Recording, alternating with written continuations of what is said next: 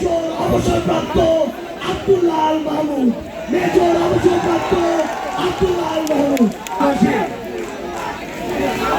সংগ্রামী গাজীপুরবাসী, আমাদের এই গাজীপুরকে বলা হতো দ্বিতীয় নয়, বরঞ্চ এটা এনসিপির প্রথম ঘাঁটি। আমরা ভেঙে দিচ্ছি ইনশাআল্লাহ।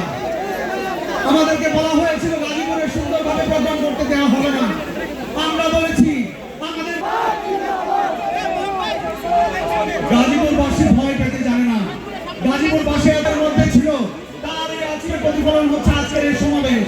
আজকে আমরা তাদেরকে আজকের এই গাজীপুরের মাটি থেকে মানুষের যে নাগরিক অধিকার আছে সেই অধিকারকে আমরা মানুষের কাছে ফিরে দেবো ইনশাআল্লাহ।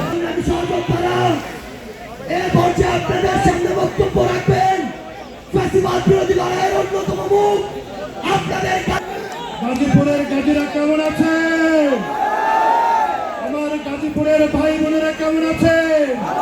বোনেরা এসে উপস্থিত হয়েছেন। নাহিদ ইসলাম আমার ভাই, হাসনাত আব্দুল্লাহ আমার ভাই, ভাই বোনেরা গাজীপুরের মাটিতে এসে আমাদের ধন্য করে দিয়েছেন। সংগ্রামের ডাক এসেছে, এমনকি রাজধানীর আগে গাজীপুর বুকের তাজা রক্ত দিয়ে খুনি পিশাচ শেখ হাসিনা এবং নরপিশাচদের বাংলাদেশ থেকে উৎখাত করেছে। প্রথম প্রতিরোধ সংগ্রামের সূচনা করে গাজীপুরের মানুষ নতুন দেশ